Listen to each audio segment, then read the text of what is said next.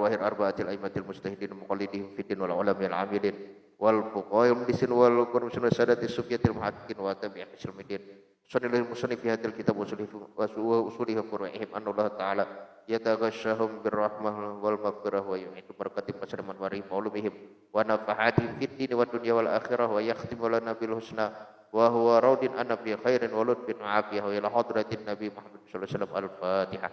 A'udzu billahi minasyaitonir rajim. Bismillahirrahmanirrahim.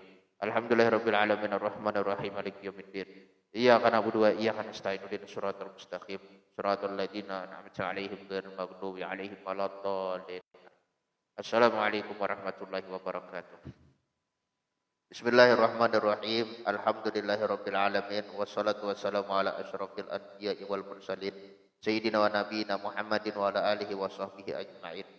Qala al-musannif rahimahullah ta'ala wa nafa'ana bihi wa bi ulumihi fid dharaini amin. Dan demikian lagi hilang ubahnya yang isi itu sebab ditumpahkan ke dalamnya air 100 litol. Niscaya diketahuilah bahwasanya air yang kedua itu hilang pula ubahnya dengan takdiri dengan sebab ditumpahkan ke dalamnya air 100 litol. Karena bahwasanya najis tatkala adalah ia muqaddar, maka yang menghilangkan dia seyogyanya bahwa adalah ia muqaddar pula. Dan jikalau hilang ubahnya kemudian maka kembali pula ia berubah, maka ditilik. Jika ada najis itu baku, lagi ada ia di dalam air itu, maka air itu najis. Dan jika ada ia cair atau ada ia beku tetapi sudah dikeluarkan akan dia dahulu daripada ubah yang kedua, maka air itu sucilah. Jadi ini masalah dua bejana, yang satu berubah dengan isi, yang satu berubah dengan takdiri. Nah, kapan yang berubah dengan takdiri ini dianggap bersih dengan dirinya sendiri? Nah, yaitu melihat kepada yang isi. Kalau yang isi ini misalnya sebulan, berarti yang takdiri ini juga sebulan dengan kadar najis yang sama. Nah, kalau misalnya 2 bulan, maka 2 bulan. Kalau misalnya setahun, ya setahun. Intinya seperti itu. Jadi kan pembicaraan yang kemarin itu adalah apabila 2 bejana, satunya dijatuhi najis, kemudian berubah dengan hisi, maksud hisi ini bisa diketahui mana rasanya, mana warnanya, mana baunya. Nah, adapun takdiri, nah ini tidak diketahui rasa, warna, bau, tidak nampak sedikit pun. Nah, kemudian ditakdir, nah ternyata memang dengan pentakdiran itu dapat dihasilkan yang di samping ini berubah juga. Misalnya yang di samping ini kan istilahnya dikenai najis yang tidak ada tidak ada baunya, tidak ada rasanya, tidak ada warnanya. Nah, dikenai najis yang seperti itu. Kemudian dilakukan pentakdiran. Jadi kemarin kan sudah jelas untuk melakukan takdir atas warnanya, maka warnanya itu ialah warna tinta.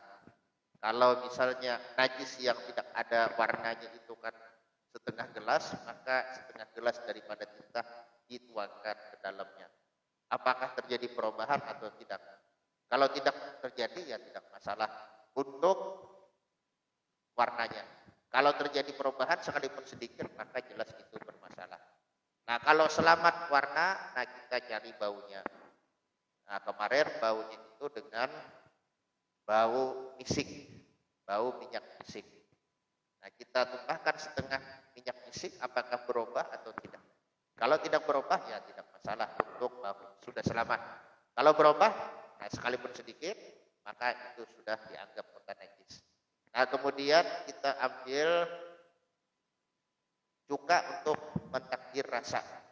Nah, kita taruh cuka setengah gelas pada air tersebut, apakah berubah atau tidak.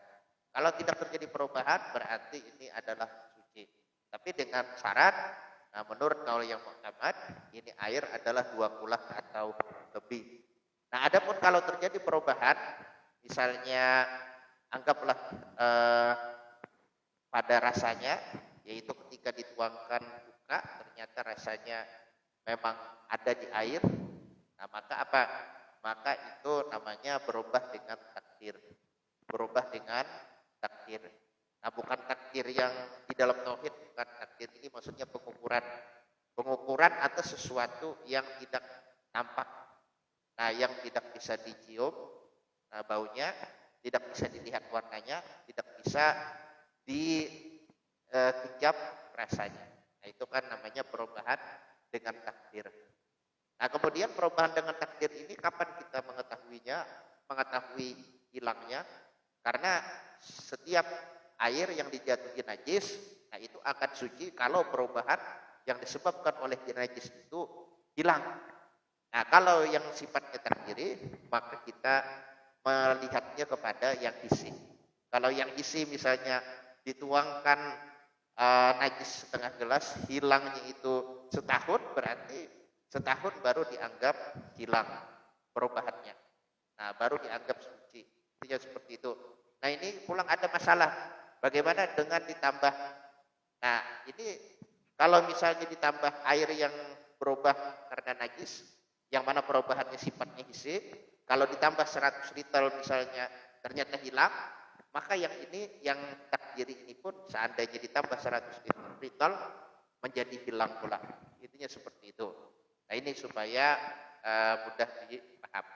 Jadi kalau terjadi perubahan, ya seperti itu, pada air yang 20 atau lebih, nah kita mengambil yang mu'tamad, yaitu kalau kejatuhan air, sedangkan kejatuhan najis, sedangkan najisnya itu sedangkan airnya itu 20 atau lebih, nah maka itu hukumnya dilihat apakah terjadi perubahan atau tidak. Kalau terjadi perubahan, nah bisa kembali suci dengan syarat, dengan beberapa jalan. Jalan yang pertama, perubahan itu hilang sendirinya. Nah kemudian jalan yang kedua itu adalah ditambahi air. Yang sekira-kira dengan ditambahi air itu perubahannya akan hilang. Ibarat air kencing, nah itu jelas terjadi perubahan. Misalnya baunya bau air kencing, kalau bahasa Banjarnya bahasa Banjarnya itu bau hancing.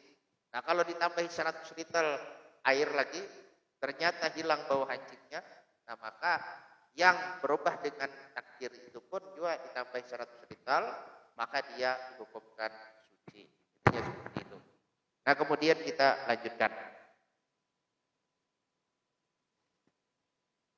Nah bagaimana istilahnya kalau hilang perubahannya, kemudian kembali lagi, kan seperti itu. Jadi kalau misalnya air yang ada di dalam najis yang ada di dalam air itu, nah sudah istilahnya kan mungkin karena kelamaan hilang perubahannya. Nah kemudian kembali lagi beberapa bulan kemudian kembali lagi. Nah ini dilihat. Jadi perubahan itu bisa dari segi warna atau bau atau rasa. Misalnya berubahnya karena air kencing tadi, misalnya baunya sudah hilang. Nah, dengan sendirinya atau dengan ditambahi air. Atau bisa juga dengan dikurangi. Jadi di mana ada perubahan, di situ diambil, ternyata tidak ada lagi perubahan dari air yang tersisa. Dengan syarat airnya masih 20. Jadi kalau misalnya anggaplah ini wadah air, nah di sini terjadi perubahan, nah maka diangkut yang di sininya, ternyata hilang perubahan dengan diangkut air yang berubah itu. Daerah air yang berubah itu diangkut, maksudnya dikeluarkan, nah dan sisanya masih 20. Nah itu diantara cara untuk mengembalikan kemutlakan air atau kesucian air yang terkena najis. Tapi sekali lagi, nah menurut kaul yang pertama, syaratnya adalah 20 atau lebih. Nah itu bagaimana seandainya kembali lagi. Jadi sudah hilang dengan beberapa cara tadi. Nah beberapa bulan kemudian ada lagi timbul bau hancing. Nah itu kayak apa? Kan seperti itu. Nah dilihat. Kalau misalnya najis itu beku dan juga masih ada di dalam air, nah maka air itu najis. Nah jadi kalau najis itu beku, arti beku tidak cair, tidak menyatu dengan air. Dan masih ada di dalam air, maka air itu najis, najis kembali menjadi mutanajis. Dan jika cair, nah cair nih, atau misalnya beku, nah tapi sudah dikeluarkan. Nah jadi kalau misalnya air apa najisnya cair menyatu dengan air, nah, kayak air kencing kan seperti itu, kayak air kencing. Sekalipun istilahnya kan yang namanya yang cair ini kadangkala dikeluarkan lagi karena sudah menyatu dengan banyu. Nah atau najisnya itu beku, tapi sebelum membulik perubahannya, sebelum kembali perubahannya, najis yang beku itu dikeluarkan lagi. Kayak tahi cacak misalnya, dikeluarkan. Nah sesudah dikeluarkan baru kembali lagi perubahannya. Nah maka itu hukumnya suci. Jadi intinya seperti itu. Jadi sekali lagi ini masalah, kalau misalnya kita punya wadah, nah yang 2 kula atau lebih, kemudian dimasuki najis, nah kemudian hilang najisnya, hilang perubahannya, baik dari segi rasa atau dari segi warna atau dari segi bau. Yang mana hilangnya itu dengan beberapa jalan, bisa dengan hilang sendirinya, atau bisa dengan ditambah, atau bisa dengan dikurangkan seperti itu. Nah kemudian sesudah hilang beberapa masa yang kedepannya ternyata kembali lagi perubahannya, terpulik pulang baunya jadi bau anjing, atau misalnya warnanya warna kekuning-kuningan dan seterusnya. Nah ini kayak apa?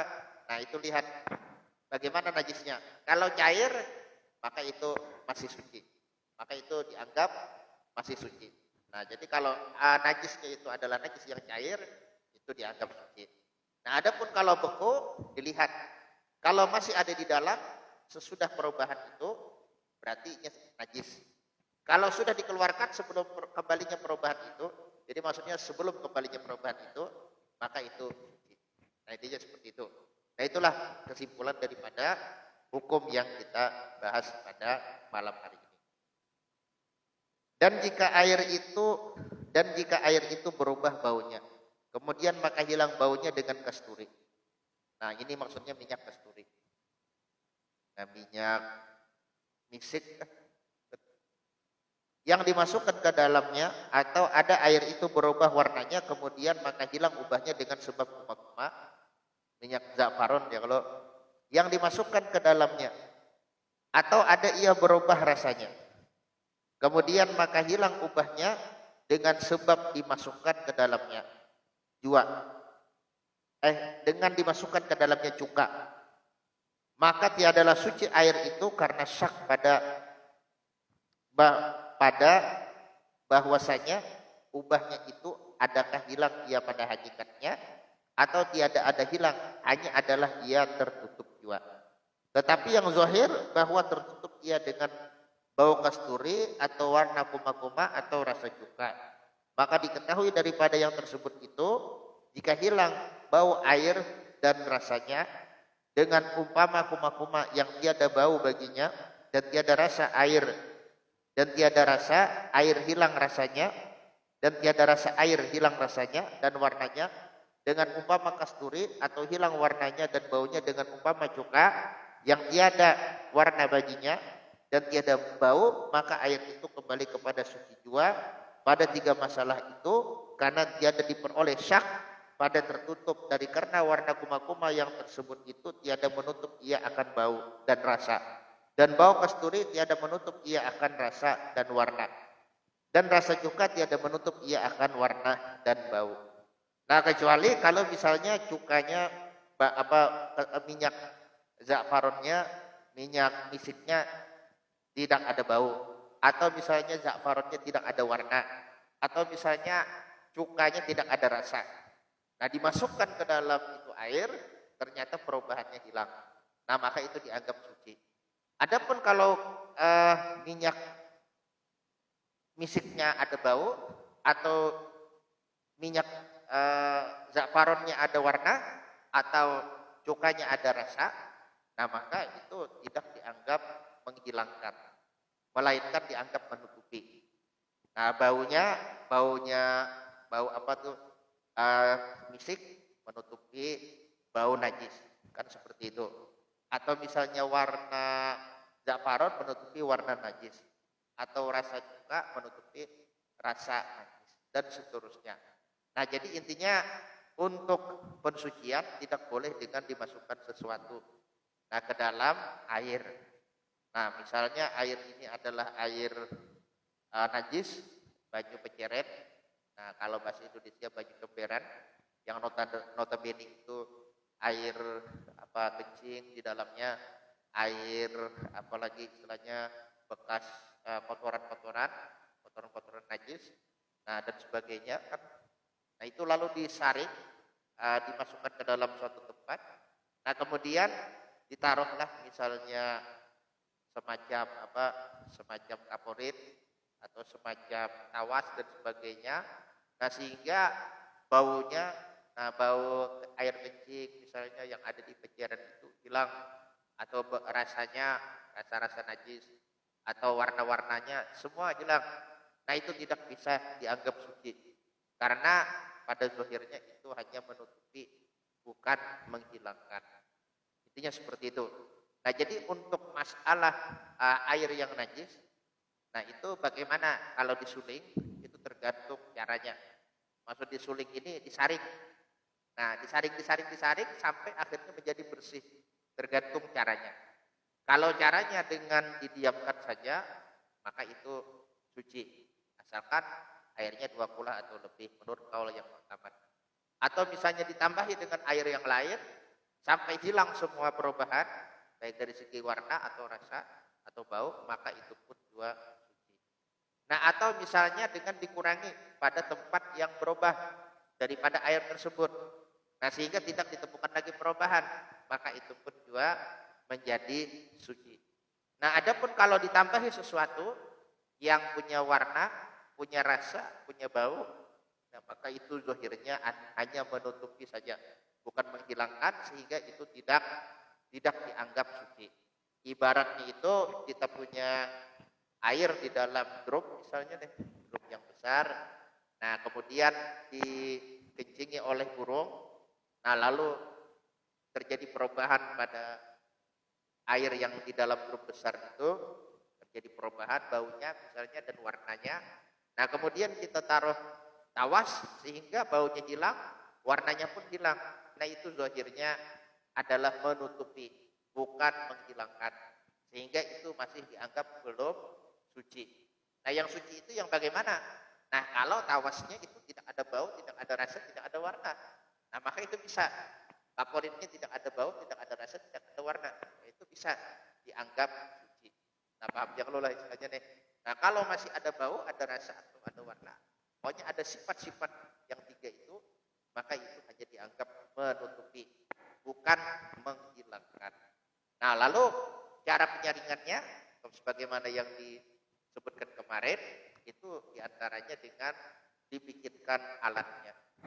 Alat yang biasa istilahnya itu kan sekarang sudah ada dibikin lah oleh sebagian orang, alat penyaringan air, istilahnya diolah dari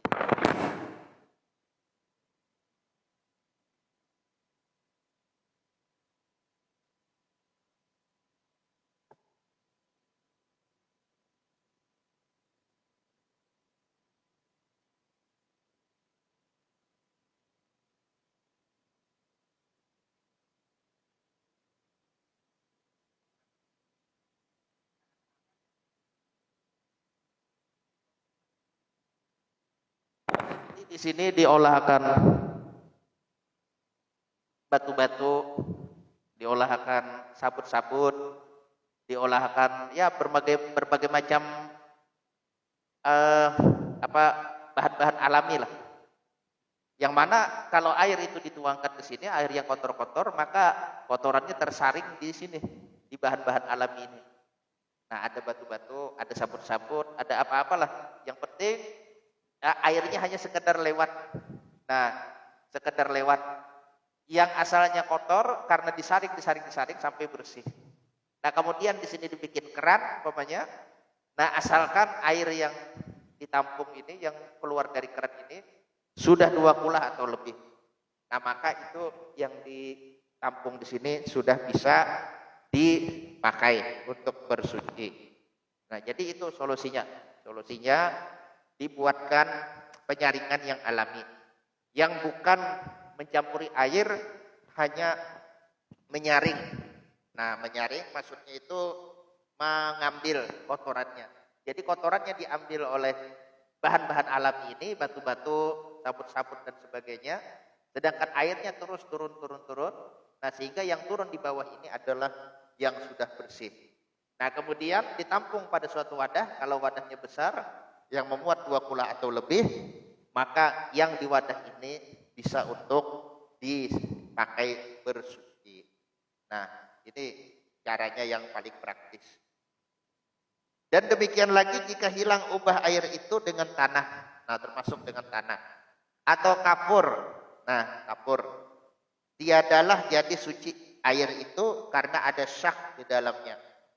Pada tertutup dengan keruh tanah atau kapur. Tetapi jika jernih air itu dan tiada ia berubah, maka air itu suci juga. Nah, jadi kalau misalnya air itu terkena najis, kejatuhan najis, kemudian terjadi perubahan, kemudian perubahannya itu hilang disebabkan oleh tanah yang misalnya dimasukkan kemudian, atau kapur yang dimasukkan kemudian. Nah, maka itu tidak menjadi suci. Itu tidak menjadi suci. Karena pada zahirnya itu hanya tertutup. Tertutup oleh keruhnya tanah atau misalnya oleh pengaruh daripada kapur. Bermula diistisnakan daripada yang tersebut itu beberapa masalah. Dimaafkan di dalamnya beberapa najis.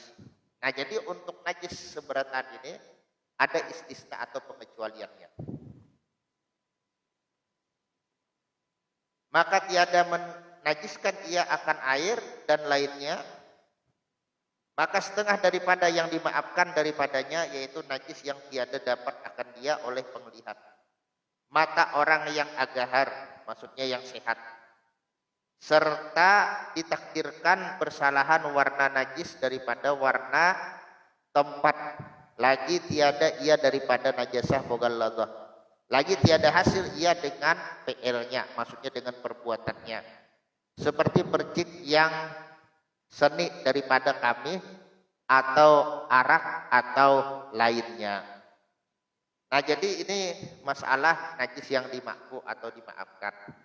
Yang diantaranya ialah najis yang tidak bisa dilihat oleh mata kepala manusia, tapi yang normal, yang tidak min dan tidak fulus. Nah, yang normal, yang bukan terlalu tajam, yang bukan tajam dan bukannya terlalu, Bang, maksudnya tajam. Bukan mata yang tajam dan bukan mata yang rabun. Jadi mata yang normal, mata yang standar. Nah, ada lagi yang terlalu tajam. Nah, ini ada ceritanya. Nah, ada seorang perempuan di Yaman itu penglihatannya sangat tajam. Nah, kita break dulu karena ada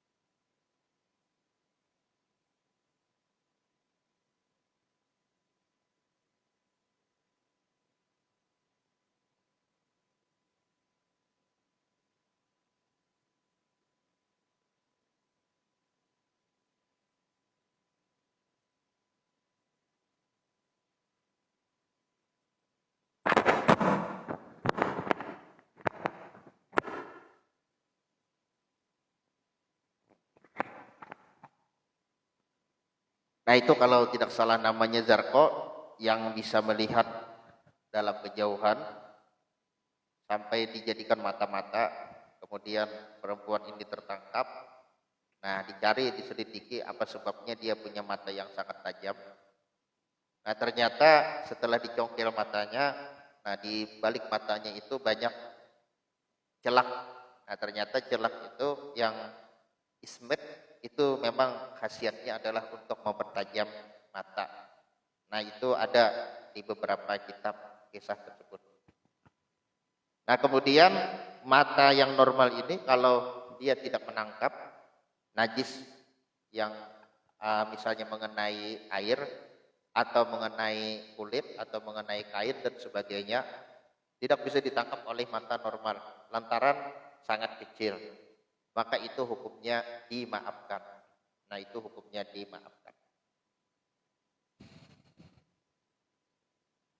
Atau misalnya itu najis dengan yang dikenainya warnanya sama. Nah warnanya sama, maka ditakdirkan yang sekira berbeda tempatnya itu. Artinya misalnya kan ini kainnya warna kuning, sedangkan kencing itu warnanya juga kuning. Nah rasa-rasa itu memang ada memercik air itu ke kain warna kuning. Nah kalau kita pakaikan warna yang lain itu kelihatan.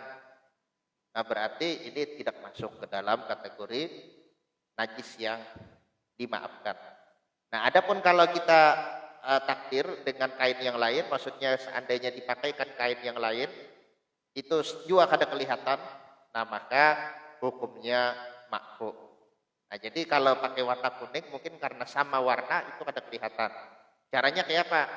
Nah, itu ditakdir, dikira-kira. Seandainya menimpa najis, seandainya menimpa kain yang warna lain, mungkin warna merah atau warna biru, itu bisa kelihatan, berarti ini bukan masuk ke dalam kategori najis yang tidak kelihatan, yang dimaafkan. Nah adapun kalau misalnya seandainya diganti kainnya ternyata tetap tidak kelihatan, maka hukumnya itu masuk ke dalam kategori najis yang makruh. Nah kemudian menurut sebagian fuqaha itu wajib najis itu bukan dari najis mughalladhah. Sekalipun menurut sebagian yang lain, istilahnya ini lebih lebih lembek lagi lah, lebih lembek lagi. Sekalipun dari najis mughalladhah itu itu najis, sekalipun dari mughalladhah itu maksudnya seperti kencing anjing atau kencing babi atau yang lain-lainnya daripada kedua binatang yang najis mughalladhah tadi. Nah, sekalipun dari itu, maka menurut sebagian fuqaha tetap dimaafkan kalau tidak bisa dilihat oleh mata normal. Nah, tapi menurut sebagian yang lain tidak dimaafkan. Jadi syaratnya menurut sebagian yang lain itu najis yang sangat kecil yang tidak bisa dilihat oleh mata normal ialah najis yang bukan dari najis mughalladhah. Dan juga bukan dengan perbuatannya. Nah, kalau dengan perbuatannya, maksudnya dengan kesengajaannya, maka itu pun juga tidak dimaafkan. Dan najis yang lekat pada kaki lalat atau barang yang sebagainya. Nah, misalnya lalat singgah di mana? Singgah di tahi kambing atau tahi sapi, kan seperti itu. Atau tahi manusia atau yang lainnya lah. Nah lalu lalat itu singgap lagi ke baju kita atau ke kulit kita atau ke air kita. Nah itu juga dimaafkan. Dan barang yang sebagainya karena sukar memeliharakan daripadanya. Nah jadi ini makruh. Jadi sekalipun nyata-nyata kita melihat itu lalat hinggap di tahi manusia misalnya. Kalau tahi kambing atau tahi sapi itu kan ada khilaf. Nah kalau tahi manusia itu hampir tidak ada khilaf. Ya bisa dikatakan ijma tahi manusia itu najis. Nah, karena Imam Bukhari pun mengatakan tahi manusia najis. Adapun yang lain-lainnya tidak najis. Nah, ini pendapat yang syadz daripada Imam Bukhari. Sebagaimana yang dituliskan di dalam kitab Bughiyatul Mustarsyidin, Imam Bukhari mengatakan seluruh tahi itu suci. Nah, kecuali tahi manusia. Nah, jadi tahi manusia ini ya sepakat tidak ada khilaf. Nah, tapi ini adalah kaul syadz daripada Imam Bukhari. Nah, kaul yang menyalahi daripada ijma, nah, hampir bisa dikatakan menyalahi daripada ijma atau paling tidak jumhur. Karena menurut jumhur ulama kotoran daripada hewan-hewan yang tidak halal dimakan, nah, apalagi najis, apalagi anjing dan babi, nah itu hukumnya adalah najis, kan seperti itu. Nah, adapun tentang kotoran binatang yang halal dimakan itu ada khilaf di kalangan mazhab yang empat. Nah, kemudian misalnya ini lalat hinggap di tahi manusia, bagaimana hukumnya? Maka jelas hukumnya kalau misalnya dia hinggap ke kulit kita atau ke pakaian kita atau ke air kita itu dimaafkan. Karena sulit untuk dijaga. Nah, inilah jika ada ia pada suatu tempat, maka jika ada ia pada beberapa tempat yang bercerai sekira-kira jika berhimpun ia pada suatu tempat, niscaya kelihatan ia, maka yaitu tiada dimaafkan daripadanya. Inilah yang disebutkan Syekh Ibnu Hajar dalam syarah Mukhtasar Mupadol. Adapun yang disebutkannya di dalam Tuhfah dan Syarah Ubab dan yang dijazamkan Syekhul Islam dalam Syarah Raud, nah Asnal Matalib, bahwasanya yang demikian itu tiada menajiskan ia akan suatu yang basah. Dan jikalau berbilang tempatnya sekira-kira jika berhimpun ia niscaya banyak sekalipun. Nah, ini Syekh Ibnu Hajar sendiri punya dua pendapat. Nah, punya dua pendapat. Seandainya najis yang tidak bisa dilihat ini tempatnya bukan satu. Misalnya di sini kan istilahnya nih 3 tempat atau 4 tempat yang seandainya dikumpulkan bisa kelihatan. Nah, apakah itu juga dimaafkan atau tidak? Nah, yang di dalam syarah Muqaddimah Hadramiyah yaitu Minhajul Qawim itu tidak dimaafkan. Nah, adapun yang di dalam Tuhfah ini yang mu'tamad dan juga syarah bab, nah yaitu I'ab dan juga yang dipastikan oleh Syekhul Islam yaitu Zakaria Ansari di dalam kitab Syarah Raud yaitu Asdal Matalib, nah itu hukumnya tetap dimaafkan. Sekalipun seandainya dikumpulkan, maka bisa dilihat, tetap dimaafkan.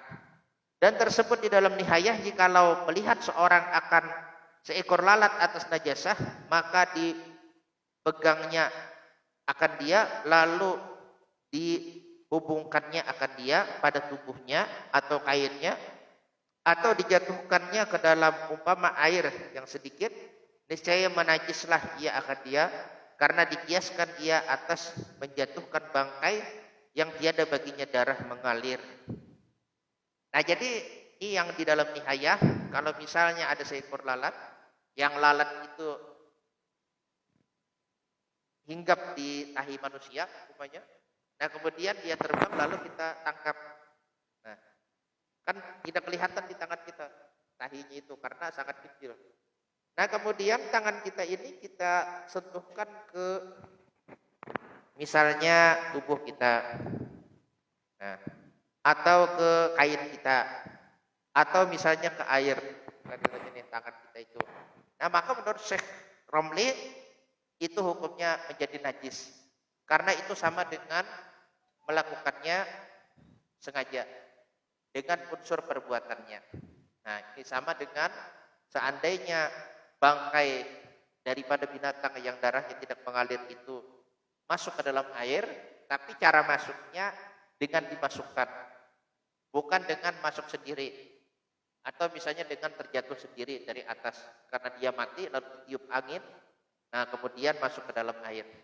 Nah, bukan seperti itu kan istilahnya nih.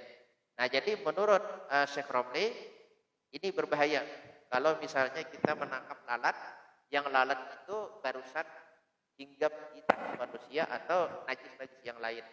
Lalu misalnya kita sentuh lalatnya, nah kita tangkap, nah kemudian kita lepas lagi. Nah, sebenarnya ada tahi, cuma kecil sekali, yang sekira-kira mata normal tidak akan bisa Nah itu bagaimana caranya? Nah caranya itu, bagaimana hukumnya kalau dihubungkan kepada pakaiannya atau kepada tubuhnya atau kepada airnya? Nah itu akhirnya menjadi najis. Ini menurut pendapat daripada Syekh Ar-Romli. Nah kemudian lagi, dan jikalau jatuh lalat atas darah, kemudian dan terbang ia. Nah jadi lalat nih jatuh di atas darah. Nah, lalu terbang dan anggap ia atas dan hinggap ia atas umpama kain. Nah jadi ini hinggap, bukan anggap, hinggap. Nah pada sesuatu yang seumpama kain, niscaya dimaafkan daripadanya dengan tiada khilaf. Dari karena jika kita hukumkan dengan maaf pada sedikit daripada darah yang dilihat, maka darah yang tiada dilihat itu terlebih utama dimaafkan. Intaha. Nah jadi kalau misalnya lalat itu hinggap di atas darah, nah kemudian terbang, nah kemudian dia hinggap di pakaian kita, nah atau hinggap di mana-mana lah istilahnya nih, maka itu hukumnya tetap dimaafkan. Apa alasannya? Alasannya darah yang kelihatan aja itu dimaafkan dengan beberapa syarat. Nah apalagi yang tidak kelihatan, maka ini lebih utama untuk dimaafkan. Dan tersebut di dalam Tuhfah bahwasanya najis yang pada kaki lalat itu dimaafkan ia daripadanya.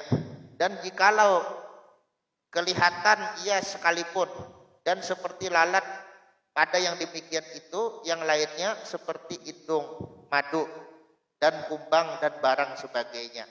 Maksudnya lebah, kan istilahnya nih. Indung, madu, nah itu maksudnya lebah. Nah itu hukumnya dimaafkan. Jadi bagaimanapun keadaannya, menurut Syekh Ibnu Hajar di dalam Tuhfah itu dimaafkan. Sekalipun kelihatan. Nah sekalipun kelihatan, tetap itu dimaafkan. Jadi sekalipun najisnya kelihatan, tetap dimaafkan. Nah kenapa? Karena sulit untuk dihindari. Jadi perkara yang sulit untuk dihindari, yaitu hukumnya dimaafkan. Nah perkara yang sulit dihindari, maksudnya yang tidak bisa diatur. Paham ya, kalau lah kayak binatang itu tidak bisa diatur. Nah atau misalnya perkara-perkara yang berkenaan dengan yang di sekitar kita, kan seperti anjing. Nah makanya kena ada dibahas masalah tanah, apakah tanah yang ada di jalan-jalan itu najis? Ya jelas itu dimaafkan. Bahkan sekalipun kita melihat anjing kuring di sana, kan istilahnya nih, bekambing di sana dan seterusnya, tetap itu adalah dimaafkan. Karena apa? Karena itu adalah jalan tempat kita lewat. Nah, asalkan seandainya kaki kita kotor karena tanah itu, tapi kotornya dengan yang sewajarnya. Nah, bukan yang sekira-kira seandainya orang melihat kita, dia menyangka kita barusan terjatuh. Nah, kita barusan, ya kalau bahasa Banjarnya terjerungkup. Nah, artinya tanahnya ada di mana-mana. Ada di Tuhun, ada di Ciko, kan istilahnya ada di mana-mana. Nah, itu tidak dimaafkan.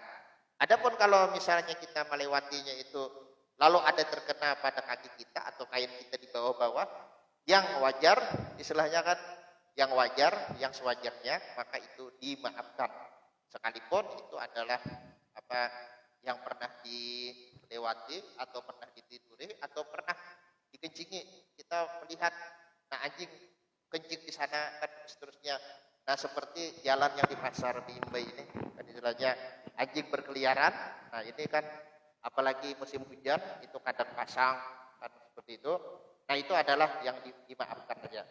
Seandainya kita lewat misalnya kan, nah lalu ada banyu daripada jalan yang dijajah oleh anjing itu kan, yang di jalan itu karena pasang, nah bebanyu, nah itu memercik ke sepeda motor kita, memercik ke kaki kita, tapi dengan batas yang wajar, nah maka itu hukumnya dimaafkan. Nah intinya seperti itu. Nah jadi sekira kita kada sampai was-was. Nah was-was itu karena kebodohan. Nah itu yang diungkapkan oleh Said Makti Sato di dalam I'anatul Talibin. Jadi was-was itu hanya terjadi karena kebodohan. Artinya kada tahu dihukum. Nah, kalau sudah tahu dihukum, maka istilahnya tenang-tenang saja. Kan seperti itu. Nah, jadi banyak orang yang was-was, was-was najis di antaranya. Nah, kemudian was-was wudhu, kan was-was sholat, was-was niat, was-was bacaan dan seterusnya. Nah, yang mengganggu ini was-was bacaan. Nah, ini di mana-mana was-was bacaan ini mengganggu orang. Istilahnya kan seperti itu. Nah, jadi was-was bacaan ini semestinya sudah harus dihilangkan sebelum kita kalau misalnya tertimpa ini was-was, nah sebelum kita ya istilahnya mengalaminya dengan parah dan istilahnya dengan tingkat keparahan yang tinggi. Nah itu kenapa was-was bacaan? Nah itu mungkin karena belajar, artinya amun kita kada pas membaca Fatihah, maka sembahyang kita kada sah. Nah, seumuran sembahyang kita kada sah, kan seperti itu. Nah, lantaran terlalu memikirkan, bukan begitu nah, terlalu memikirkan akhirnya was-was. Nah, padahal ayu kalifullahu nafsan illa wus'aha. Allah Ta'ala tidak membebankan suatu jiwa pun kecuali dengan yang dia sanggup saja. Artinya kalau misalnya kita sudah belajar membaca Fatihah, nah maka itulah yang kita jalani. Nah, kada perlu lagi was-was, kan seperti itu.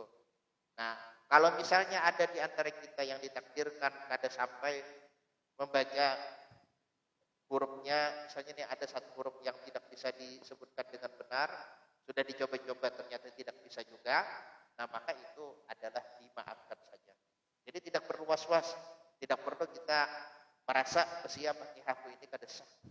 Nah, karena akhirnya banyak dosa sampai ke mati berdosa seperti itu. Nah, itu lantaran terlalu berlebihan. Artinya gulu. Nah, gulu ini maksudnya berlebihan. Nah, ini yang namanya kita beragama khairul umur awsatuha. Sebaik-baik perkara itu adalah yang pertengahan. Kan seperti itu. Jadi sebaik-baik perkara itu yang tengah-tengahnya. Artinya kalau kita belajar Fatihah, nah artinya kalau sudah kita ya belajar, kita sudah mencoba membetulkan, ya sudah selesai sudah kewajiban kita. Nah, kalau misalnya ada yang kita tidak mampu, yaitu itu Allah Ta'ala istilahnya kan memberikan keringanan untuk kita pribadi. Jadi istilahnya tidak perlu risau seandainya kita tidak pas dalam mengucapkan salah satu huruf Fatihah, sedangkan kita sudah berusaha. Atau huruf-huruf daripada rukun-rukun sholat, sedangkan kita sudah berusaha. Nah, apa yang kita usahakan itu telah menggugurkan kewajiban kita dalam menuntut ilmunya. Sehingga tidak perlu was-was, tidak perlu merasa sholat kita tidak sah, dan seterusnya. Kan seperti itu. Nah, yang jadi masalah ini, ada sebagian orang yang mencari duit. Nah, jadi rancak istilahnya kan pembender, harus bujur, harus pas Fatihah. Bila Fatihahnya kada pas, istilahnya kan gitu, nah maka kada sah sembahyangnya.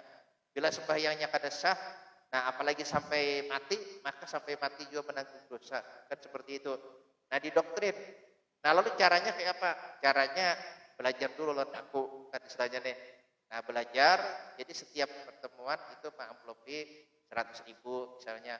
Nah, belum pas lagi sampai 10 kali jadinya 1.000.000, kan seperti itu. Sampai 20 kali jadinya 2 juta. Nah, bila sudah tuntung dinyatakan bujur, Nabi ijazah pulang. Nah, itu mengamplopi pulang, kan seperti itu. Nah, jadi istilahnya timbul ya bisnis lah ujung-ujungnya. Nah, timbul ujung-ujungnya duit, kan seperti itu. Nah, jadi kita mesti pertengahan, artinya yang sedang-sedang aja. Jangan berlebihan dan jangan juga lalai. Jangan lalai dan jangan berlebihan. Jadi kita beragama ini yang tengah-tengah. Nah, karena yang tengah-tengah itu yang paling baik. Nah, jangan sampai berlebihan dalam hal-hal ini. Nah, banyak orang-orang was-was lantaran istilahnya itu tersugesti terhadap kata-kata tersebut. Artinya mesti bujur, baca Fatihah, membaca takbir dan seterusnya. Kalau kada bujur, kada sah. Ya memang yang dikatakan itu bujur aja. Cuma kan batasannya sampai mana? Batasan belajar itu kan sampai mana? Nah, sampai kita berusaha. Kalau kita sudah berusaha, nah maka itulah yang ditetapkan oleh Allah Subhanahu wa taala. Kalau kita sudah berusaha. Nah, kalau misalnya kita kada belajar, ya jelas itu yang kita akan ditanya, kenapa kita kada belajar. Nah, coba kalau kita sudah belajar, ternyata ada huruf yang kita kada hafal mengucapkannya. Nah, maka maksudnya mengucapkan dengan fasih, maka itu untuk pribadi kita dimaafkan saja. Itu seperti itu. Dan juga dalam fikih itu yang wajib hanya makhrajnya. Adapun sifat-sifatnya itu tidak wajib. Maksudnya dalam hukum fikih untuk keabsahan sholat dan sebagainya hanya makhraj hurufnya yang wajib untuk kita usahakan supaya pas. Nah, adapun sifatnya itu tidak wajib dari segi ilmu fikih. Jadi kalau misalnya sifat huruf qara itu tafkhim, artinya tebal, lalu kita baca bukan dengan tebal, jadi kita baca Ir-Rahman, Ir-Rahmanir-Rahim, nah itu sah. Nah, itu sah. Selanjutnya nih, dan juga itu masih layak untuk jadi imam. Karena apa? Karena tidak keluar dari makhrajnya. Intinya seperti itu. Nah, jadi yang semestinya dibaca dengan tebal, ro, kalau pakai bahasa Indonesianya itu huruf O, bukan huruf A. Nah, tapi dia tidak bisa membaca dengan tebal. Ra, dibacanya ra terus. Nah, selama ra itu kan istilahnya diucapkannya pada makhrajnya, yaitu pada ujung lidah, nah maka itu hukumnya adalah sah. Dan juga yang di dalam i'anah itu sangat jelas, bukan cuma menuturkannya itu keluar dari makhrajnya, tapi juga diganti dengan huruf yang lain. Kalau masih belum berganti dengan huruf yang lain, maka itu pun masih belum keluar daripada masih belum dianggap umi. Jadi kalau misalnya masih belum berubah kepada huruf yang lain, misalnya ro berubah jadi la. Nah, ini yang dianggap umi, yang tidak bisa menjadi imam. Nah, jadi kalau masih berupa r, masih berupa ro, nah itu sekalipun makhrajnya kada pas, sekalipun sifatnya kada pas, kan istilahnya nih, dan makhrajnya ya mungkin karena ada getaran dan sebagainya, kan istilahnya nih. Nah, sehingga ada orang tuh ya kelihatan kilat lah kan kalau bahasa Banjarnya. Nah, itu seandainya didengar bujur-bujur masih berbentuk ro. Nah, kada sampai berubah menjadi la misalnya nih. Nah, karena ada sebagian etnis yang memang kada bisa mengucapkan r menjadi l. Jadi bismillahirrahmanirrahim. Nah, itu ada kan sebagian etnis seperti itu. Nah, ini yang memang tidak layak untuk menjadi imam. Nah, tapi untuk dirinya sendiri kalau sudah berusaha membetulkan tapi tidak betul-betul juga, nah untuk dirinya sendiri itu sah. Jadi tidak perlu was-was. Nah, jadi selama R itu belum berubah menjadi L, itu masih sah, masih belum umi, kan seperti itu. Nah, kalau sudah berubah menjadi L, nah baru dianggap umi. Atau misalnya seperti ya istilahnya huruf short jadi sin. Nah, tapi yang sin short yang di Fatihah itu qiraatnya ada 3. Nah, ada 3. Ada yang short, nah ada yang sin, nah ada yang sin dan ada yang zai. Nah, jadi ada yang siro, nah ada yang siro dan ada yang ziro. Nah, ziro toledi, nah itu memang ada qiraatnya dan itu termasuk qiraat yang mu'tabar. Intinya seperti itu. Nah, jadi masalah bacaan Al-Qur'an, karena Allah Ta'ala menurunkan Al-Qur'an ini dengan beberapa qiraat, beberapa bentuk bacaan, ya istilahnya memang kita diwajibkan belajar. Nah, belajar membaca Al-Qur'an, kita mengambil qiraat yang mu'tabar. Nah, seperti yang kita praktikkan pada pada keseharian kita. Nah, yang biasa kita baca ini adalah qiraat Asim. Nah, yang biasa kita baca ini adalah qiraat Asim yang diriwayatkan oleh Hafs. Nah, jadi qiraat Imam Asim yang diriwayatkan oleh Imam Hafs. Nah, ini yang biasa kita baca. Kalau di beberapa tempat seperti di Yaman sana itu biasanya qiraat Abi Amar. Nah, qiraat Abi Amar. Nah, ini beda lagi, ada banyak perbedaan. Nah, misalnya kayak wadduha jadi wadduhe kan istilahnya nih. Nah, itu adalah termasuk daripada ilmu yang fardu kifayah untuk dituntut.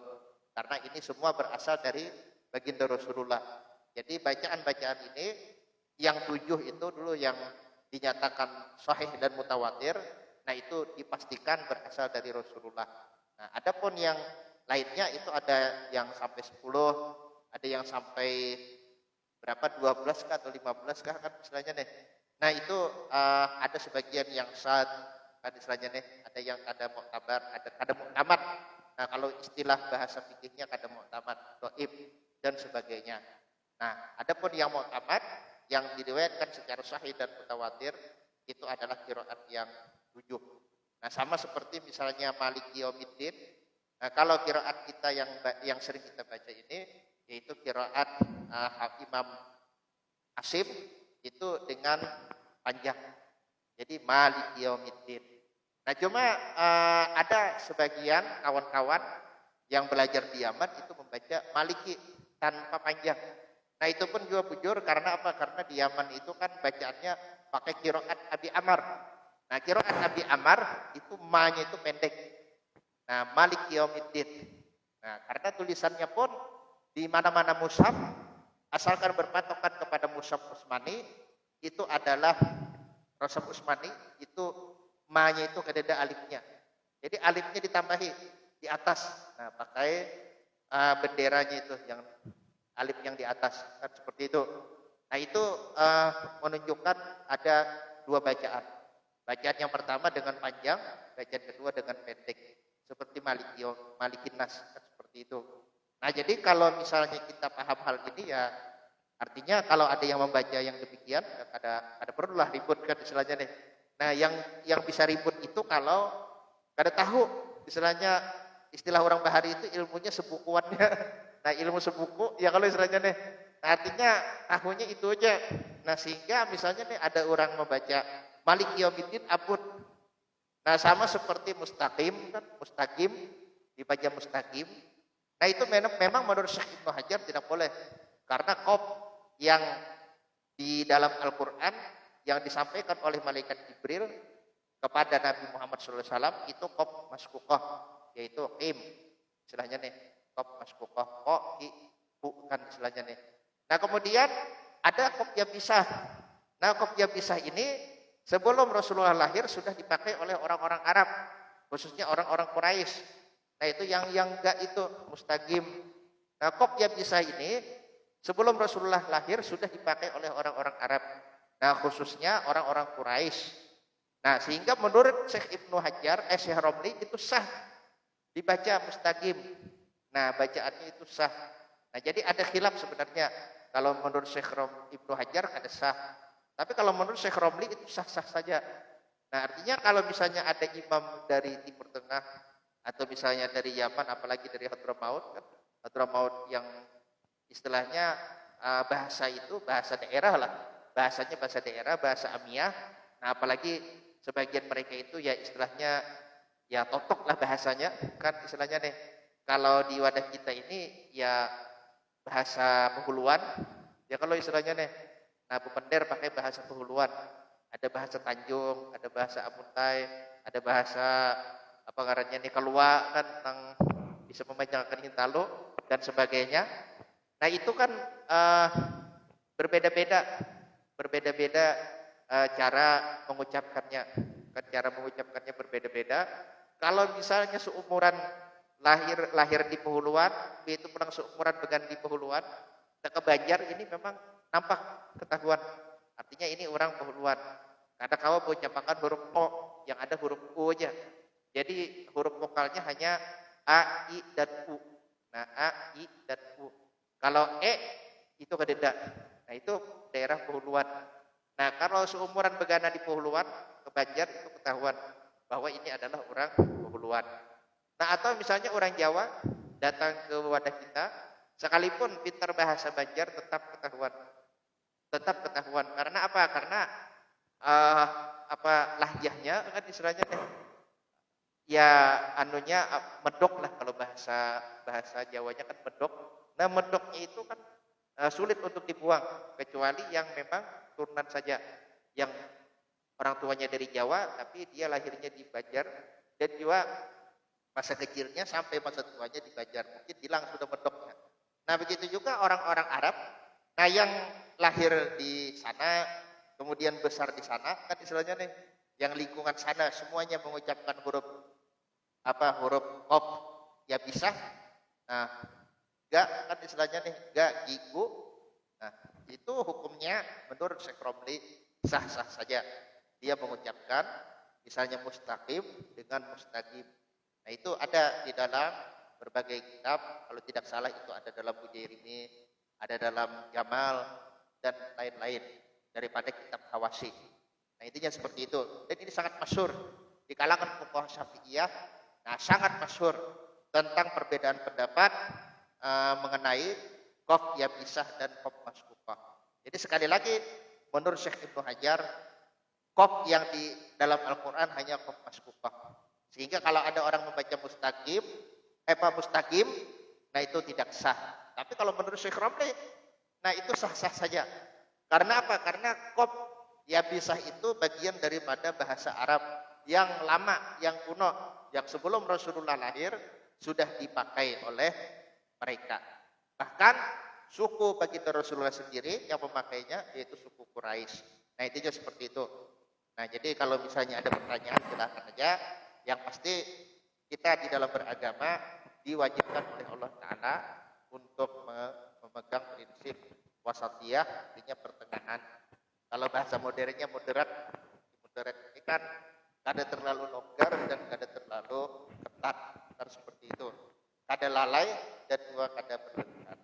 Nah, jadi kalau misalnya kita belajar Al-Quran, ya yang santai-santai aja. Kada perlu nang terlalu jurang tuh istilahnya kamu harus mengucapkannya nang ini, kan istilahnya nih. Bila kada nang ini kada sah, kan istilahnya. Nah ini memang agak berat. Kan istilahnya, apalagi kita ini lidah kita ini kan lidah orang Indonesia, kan istilahnya nih. Kadang orang Indonesia sendiri yang berlebihan, melebihi dari orang Arabnya, kan istilahnya nih. Kan kadang seperti itu, nah melebihi daripada orang Arabnya. Nah, jadi kadang ada juga yang itu, artinya menyambat huruf dal aja istilahnya nih, yang diolah-olah ya sekira-kira model kayak kedengaran asli benar. Padahal huruf dal biasa aja kan istilahnya nih, cuma sekira-kira dianggap orang asli benar, lalu dal itu dimodel-modeli. Atau misalnya huruf kan huruf-huruf yang lainnya lah istilahnya nih, dimodel-modeli. Nah, jadi timbul kayak huruf dal jadinya. Nah, kan seperti huruf dal. Nah, ini ada kan sebagian orang-orang yang seperti itu, artinya berlebihan lah dalam masalah ini.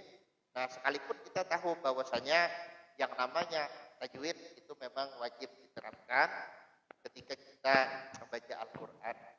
Nah, cuma batasannya itu yang berbeda. Menurut ulama salaf, yang wajib itu hanya masalah makharijul hurufnya dan juga sifat-sifatnya. Ini untuk urusan bacaan Al-Quran. Adapun yang hukum-hukumnya itu tidak wajib. Seperti mat wajib tasil harus 5 harokat, kan istilahnya nih. Nah, mat itu ya istilahnya yang walau dolid tuh, mat apa ngarepnya? Tadi ingat lagi lah. Mat lain mat arif disebut lain ya Allah, mat arif disebut itu penghujungan. Nah itu kan yang 6 harokat itu istilahnya nih. Nah itu menurut sebagian ulama, nah khususnya dari kalangan salaf, nah yang wajib hanya masalah makhraj dan juga sifatnya. Nah untuk urusan pembacaan Al-Quran. Adapun hukum-hukumnya, nah itu tidak wajib. Atau misalnya seperti gunah, nah ikhfa dan sebagainya. Nah kemudian menurut sebagian yang lain, khususnya para ulama khalaf, nah mereka mengatakan bahwa tajwid wajib diterapkan secara keseluruhan. Nah jadi bukan cuma masalah makhraj huruf dan sifatnya, tapi juga masalah hukum-hukumnya. Jadi harus dibaca, misalnya mat wajib harus dibaca 5 harokat. Kemudian misalnya yang gunah, misalnya nih idgham harus didengungkan, harus pakai gunah. Kalau idgham digunah, kalau ikhfa harus didengungkan. Nah intinya seperti itu. Nah adapun yang banyak diterapkan oleh orang kita ya pendapat yang pertama lah. Kayak misalnya membaca Yasin, jarang lah yang pakai gunah ya Allah. Nah jarang yang mat itu dipaskan sebagaimana yang di dalam ilmu tajwid. Istilahnya kayak Yasin aja, Yasin rasanya berapa harokat? 6 harokat sinnya ya Allah.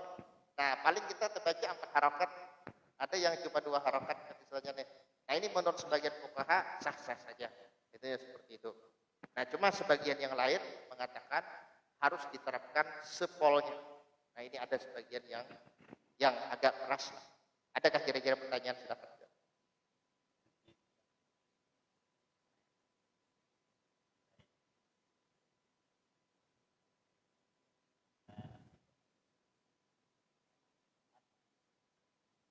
Insya'a itu kalau wakaf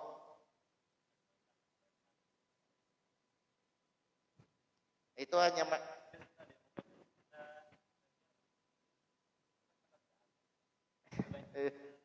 ya intinya kan masalah ini kan masalah apa ahli tajwid. Jadi ini ilmunya ilmu qiraat kan istilahnya nih. Nah sepakat ahli qiraat itu insya'a kan bacaannya. Kan insya'a. Kalau ya intinya kalau sepakat itu walau alam kan karena masalah qiraat ini memang ada pernah bang mempelajari secara detail. Coba kalau yang qiraat apa asim istilahnya nih qiraat asim yang sering yang kita terapkan lah sehari-hari itu bacanya insya'a. Walau alam qiraat yang lain kan gitu nah. Nah walau alam qiraat yang lain. Cuma kalau qiraat yang biasa kita baca yang populer di tempat kita ini yaitu qiraat asim yang diriwayatkan oleh Hafs itu adalah insya'a, nah, bukan insya dan bukan insya'an, ya seperti itu. Nah, masalah kenapa itu kan penjelasannya di dalam kitab-kitab qiraat. Nah, yang pasti istilahnya teknisnya memang itu. Teknisnya memang itu artinya dalam qiraat dalam beberapa qiraat khususnya qiraat asim itu dibaca insya'a sejak itu kan. Jadi menurut qiraat asim bacaannya adalah insya'a dan menurut qiraat yang lainnya pun rasanya itu insya'a juga. Cuma mungkin ada yang membaca insya, mungkin ada wallahu alam. Cuma ya kalau kita membaca insya kita mesti tahu itu qiraat apa kan misalnya nih supaya jangan talfik lah dalam qiraat. Karena menurut sebagian qurra bahkan mungkin bisa dijadikan bisa dikatakan jumhur lah. Jumhur qurra artinya dalam kita membaca Al-Qur'an itu jangan dicampur adukkan qiraat. Misalnya kan gitu nah. Artinya kalau misalnya hendak bervariasi walau alam malah apakah bisa atau kada, cuma kemungkinan bisa aja Pak hendak bervariasi cuma diulang-ulang. Nah, ini yang qiraat ini yang qiraat ini yang qiraat kan istilahnya nih. Nah, artinya ada yang dicampur tuh. Artinya di ayat ini qiraat di ayat ini qiraat kan misalnya kan tuh itu dicampur-campur. Nah, cuma kalau variasi qiraat mungkin boleh aja Bang. Karena banyak daripada qurra yang melakukan itu. Nah, supaya memperindah bacaan. Jadi divariasi masuk variasi itu dibaca banyak qiraat. Nah, jadi qiraat ini dulu, qiraat ini, tapi diulang istilahnya nih. Kadang istilahnya yang tadi itu campur aduk, ayat ini qiraat ini, ayat ini qiraat yang lain kada. Jadi ayatnya itu juga cuma dibaca dengan variasi qiraat, artinya dengan banyak qiraat diulang-ulang. Nah, intinya itu. Jadi itu yang bujurnya ya jelas insya'a. Jadi kadeda insya kan dalam qiraat yang sering kita baca. Nah, yaitu qiraat asim. Nah, qiraat asim. Ini seperti itu. Nah, jadi yang bujur insya'a. Nah, ya dua harokat insya'a kan dua harokat.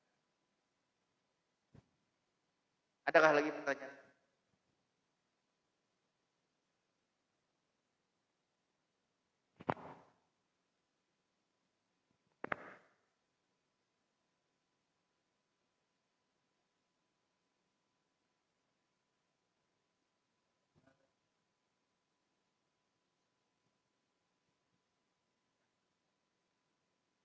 Mati kan?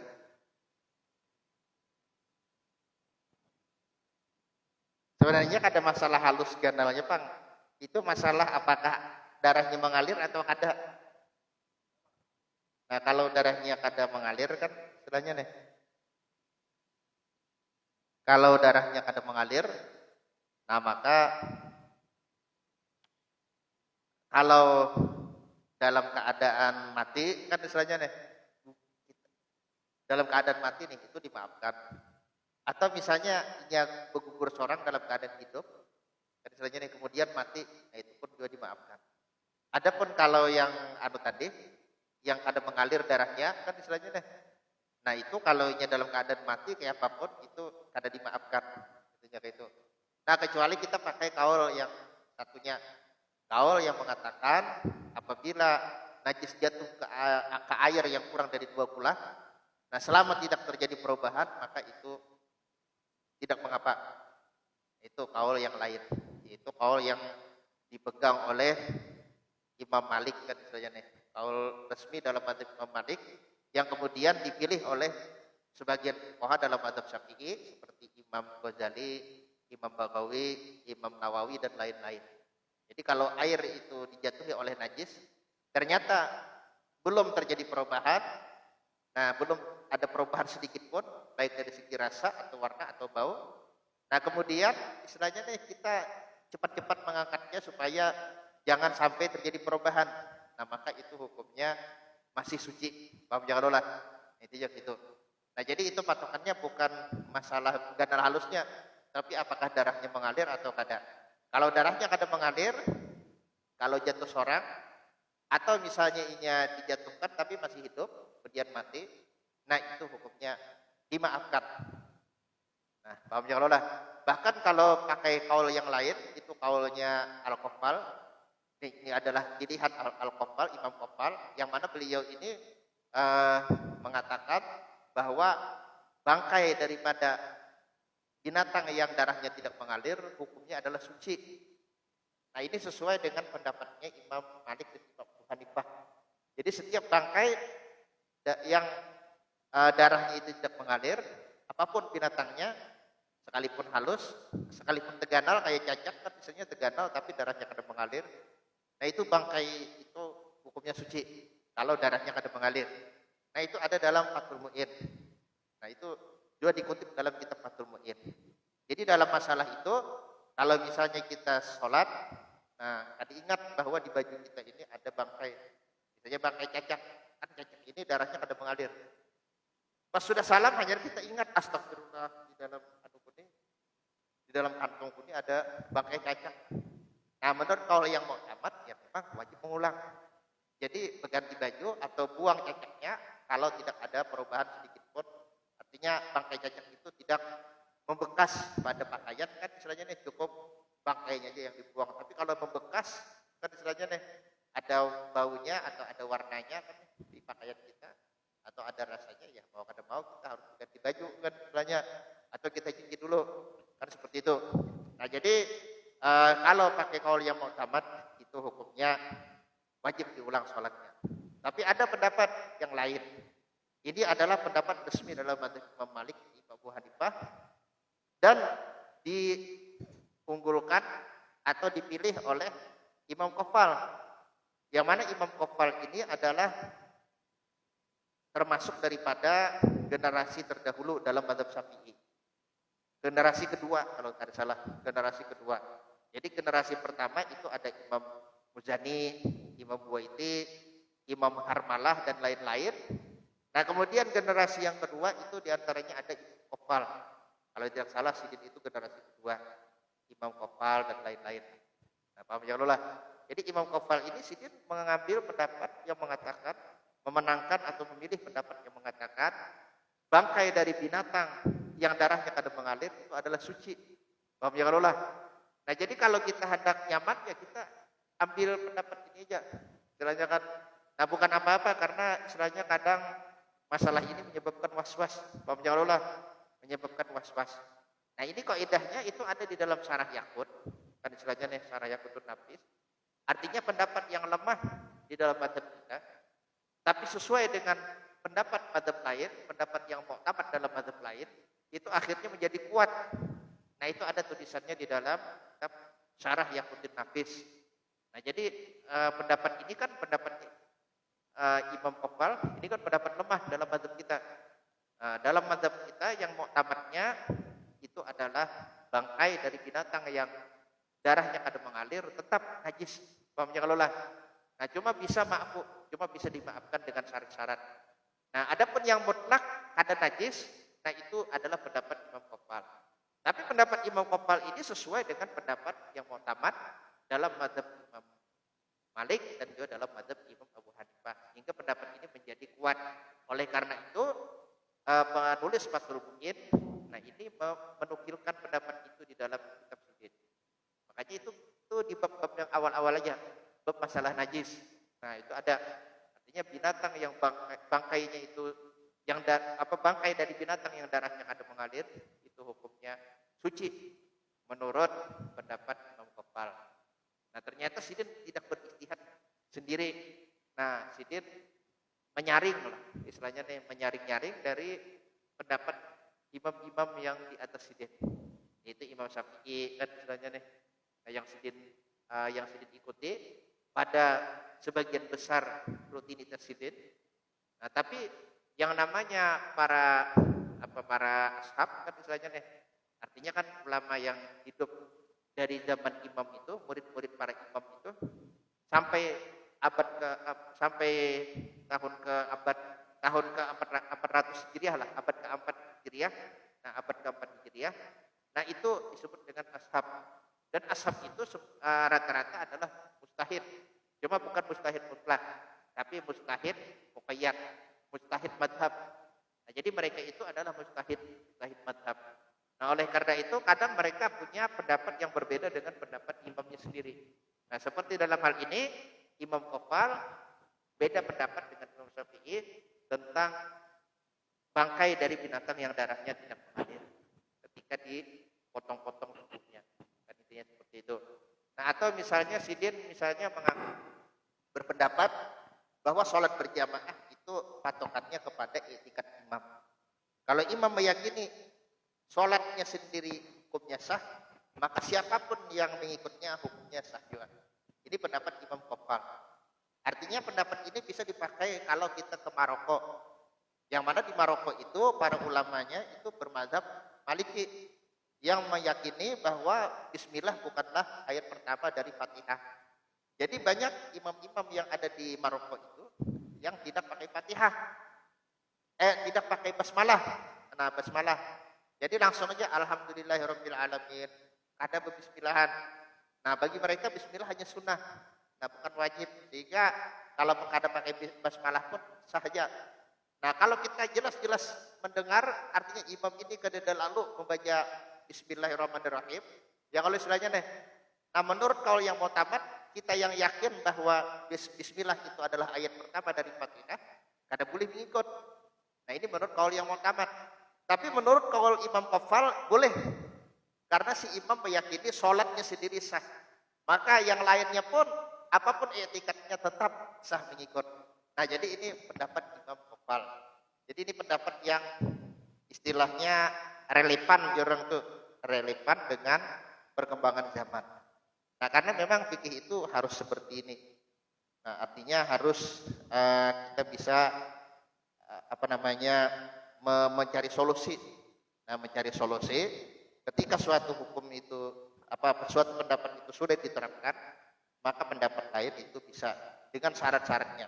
Yang penting pendapat yang lain itu tidak menyalahi daripada nas Al-Quran, nas hadis. Maksud nas ini yang tidak ada takwilnya. Paham ya Allah? Nah, yang tidak ada takwilnya. Nah, itu nas. Dan juga tidak menyalahi daripada ijma. Dan tidak menyalahi daripada qiyas jali. Nah, jadi selama pendapat itu tidak menyalahi dari hal-hal yang disebutkan tadi, maka pendapat itu masih bisa diamalkan untuk diri kita sendiri. Paham ya Allah? Masih bisa diamalkan untuk diri kita sendiri. Nah, itulah yang terjadi dengan misalnya Mufti Syafi'iyah di Mekah, yaitu Sayyid Ahmad Zaini Dahlan. Nah, pada suatu ketika Sidin bergegas menuju Masjidil Haram, nah, untuk menyempatkan diri sholat berjamaah, sholat subuh. Nah, karena waktu itu adalah musim haji yang paling ramai seumur hidup Sidin mendapati inilah musim haji yang paling ramai. Jadi sembahyang berjamaah di sana itu pahalanya sangat besar. Pas di tengah jalan Sidin terjajak batas anjing, anjingnya terkajut. Lalu jubah Sidin ini sempat diikut oleh anjing. Paham jangan lupa, sempat diikut oleh anjing. Nah kemudian Sidin sambil berjalan sambil berpikir. Berjalan pelan sambil berpikir, aku ini betarus ke katakan. Kalau aku betarus, aku menyatru jubahku ini, maka hilanglah kesempatanku sholat subuh bersama jamaah yang sangat banyak yang dipastikan ini pahalanya juga lebih banyak dari yang sebelum-sebelumnya. Nah maka Sidin mengambil keputusan tetap harus mengambil keputusan untuk mengikut Imam Malik yang mengatakan bahwasanya, nah gigitan anjing kan istilahnya nih bekas giginya dan lain-lainnya kan gitu nah. Itu hukumnya adalah suci. Paham jangan lupa, itu hukumnya adalah suci. Jadi Sidin bertarus sembahyang di Masjidil Haram. Nah, bertarus saja sembahyang di Masjidil Haram. Dalam mazhab Malik itu sah-sah saja sembahyangnya. Nah, tapi tetap wajib disatru. Karena dalam mazhab Malik itu menyatru bekas jilatan anjing dan seterusnya bukan dalam rangka menghilangkan najis, tapi dalam rangka menjunjung perintah Rasul yang menyuruh demikian. Jadi bagi kubuhan Imam Malik itu sifatnya ta'abbudi aja, bukan sifatnya menghilangkan najis. Paham ya kalau lah. Nah lalu pas siangnya Sidin mengajar, Sidin kesahkan. Nah lalu apa ujung-ujungnya? Ujar Sidin, aku mengesahkan ini supaya kalian tidak fanatik buta terhadap mazhab kalian. Intinya seperti itu. Nah itu ada di dalam beberapa kitab. Di antaranya kitab Tadhkirun Nas yang ditulis oleh yang ditulis oleh Habib Ali bin Hasan Al-Attas, kitab Tadhkirun Nas. Nah itu. Oke, apa nih kita? Ada nggak lagi pertanyaan? Namun tidak ada pertanyaan, ya kita sudahi. Mudah-mudahan Allah Subhanahu wa taala menjadikan kita sekalian sebagai hamba-hambanya yang diberikan pemahaman yang baik terhadap agama kita, yang menghantarkan kita kepada ridhonya, yang menjadikan kita sekalian sebagai hamba-hambanya yang bertakwa, hamba-hambanya yang senantiasa menjunjung perintahnya dan menjauhi larangannya, zahir dan batin, semata-mata mengharap ridhonya, dan juga mudah-mudahan Allah Subhanahu wa taala menutup usia kita semua dengan husnul khotimah dan menjadikan kita semua sebagai calon-calon penghuni surga yang akan masuk surga tanpa hisab atau dengan hisab yang mudah bersama baginda Rasulullah dan segenap orang-orang yang diridhoi Allah. Kalau ada salah khilaf mohon maaf. Ala hadhihi niyah wa ala mana wa bihi salafun salih wa ila hadratin nabi Muhammad sallallahu alaihi wasallam. Al-Fatihah. A'udzubillahi minasyaitonir rajim. Bismillahirrahmanirrahim.